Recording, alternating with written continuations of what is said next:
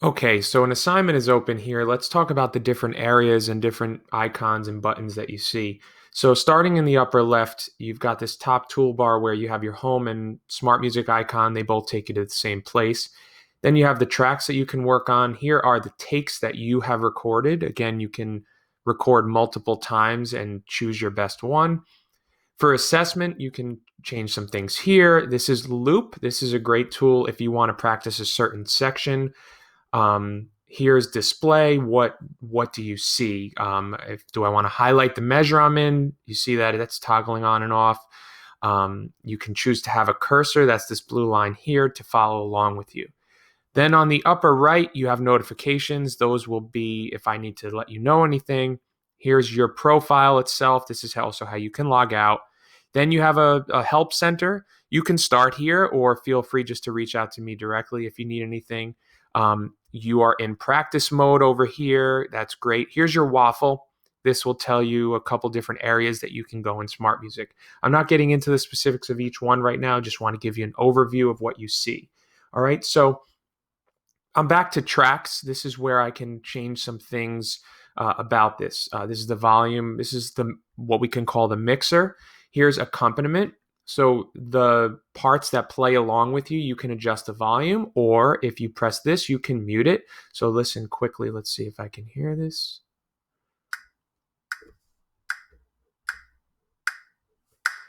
So I can lower the accompaniment. I can lower my part. So now the flute goes down. So let's say I want to put the accompaniment up. Now these icons here will let me mute the part. So if I want no accompaniment, now I only hear the flute. If I want my part muted so I can play only with the band, I can mute that. And then here I can mute the microphone, that clicking sound that you hear, okay? So good. So we're not going to deal with swing for any of the pieces in the near future, so we'll leave that out for now. All right, so now down to here. We have our tempo. You can increase or decrease. I have set the tempo for every assignment that you'll see. If you need to slow something down, you can do so here just to practice it. And then you press this reset button and it will set you back to the tempo that I set. Next is the microphone calibrate button. There's a separate video explaining how to do that. You have a tuner here. If I play a note, that tuner can tell me whether I am sharp or flat. So that's a good way to start. Here we have, this is just toggling on this interface down here. And then here's a count off. So typically 4 beats is enough. They'll give you 4 clicks before you start recording. In this instance here, you're actually going to hear 6, I believe, because, hang on, I need to go back to the beginning. Because this is a half of a bar, you're going to hear 6 beats, but really it's just 1 measure out front, okay?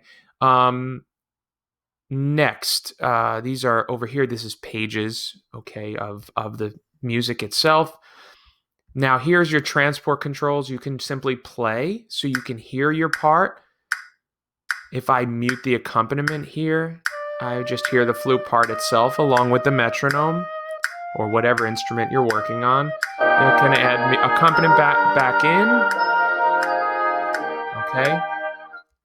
Then when I'm ready to record, here's my record button. Great. So if I want to record, I can play along. It will record it for me. We'll talk about that in a second in a different video.